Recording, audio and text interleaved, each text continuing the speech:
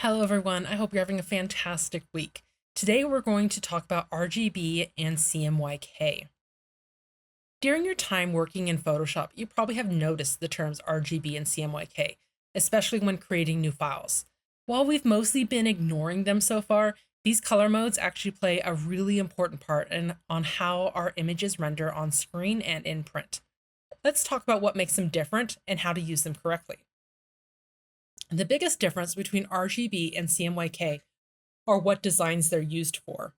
RGB is the primary color mode for designs that will be seen on a screen, like a computer or a phone, while CMYK is used for printed designs, like t-shirts, flyers, or business cards. Aside from this main difference, RGB and CMYK also differ in their primary colors, mixing mode, and maximum color yield, and more. So RGB is an additive process where light creates colors. In this mode, red, green, and blue are the primary colors, and they combine to create a white light. You can consider CMYK the opposite.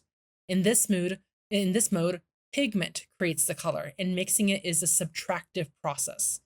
Cyan, magenta, and yellow are the primary colors, and they combine to create black. Black is the K in CMYK.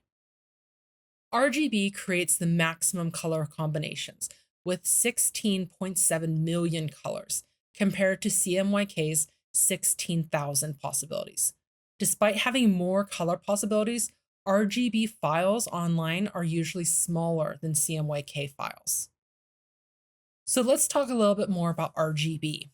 RGB uses red, green, and blue as its primary colors.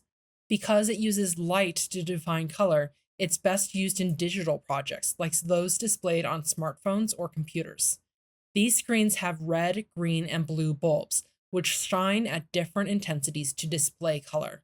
These bulbs try to mimic the red, green, and blue color receptors in human eyes, known as cones. To create different colors, the LED bulbs shine red, green, and blue at different intensities. The full intensity of all three colors creates white light. Without any lights shining, the absence of all three colors, you'll see black.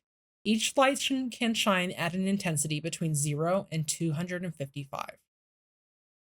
RGB mode is best used when your project is intended to be viewed on a screen, such as for social media, web advertisements, or videos.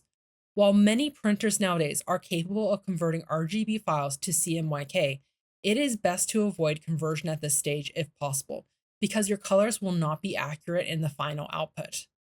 You'll want to use the RGB color mode with a file type such as JPEG, PNG, SVG, or GIF. You can always use it with PSD, which can easily handle both color modes. Now let's talk a little bit more about CMYK. CMYK stands for cyan, magenta, yellow, and black.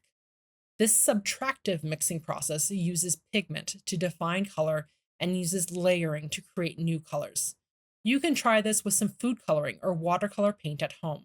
Red pigment mixed with yellow will show you orange. Because the cyan, magenta, and yellow pigments in printers are transparent, black ink is also used. This is because even if you were to layer cyan, magenta, and yellow all at the same time at full intensity, the color would not be opaque enough to produce black. CMYK is almost always used for printed designs. Even if you send an RGB file to a printer, it will internally convert it to CMYK before actually printing. Due to the file size increase and limited color possibilities, CMYK is not suitable for use on the web. When saving a file with a CMYK color mode, you'll want to use the PDF, TIFF, or PSD file format if your printer supports it. When in doubt, PDF is usually a safe bet. So let's talk about how to change color mode in Photoshop. You can find out what color mode is being used by an image in Photoshop by simply looking at its tab in the document window. At the end of the file name, there will be a set of parentheses with either RGB or CMYK with a number after it. For example, the below image or the image on screen is in RGB color mode. To convert an image from one color mode to the other, navigate to Edit in the top menu bar and then to Convert to Profile near the bottom of the dropdown.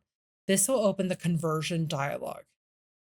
The main thing to worry about here is the profile dropdown in the destination space section.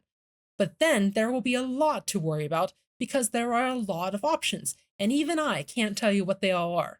But at the very top of this exhaustive dropdown, there will be Photoshop's defaults with one RGB option, one CMYK option, and one grayscale option.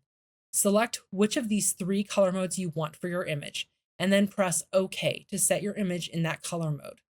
There may be some color changes, especially with vibrant colors in an RGB space moving into a CMYK color space.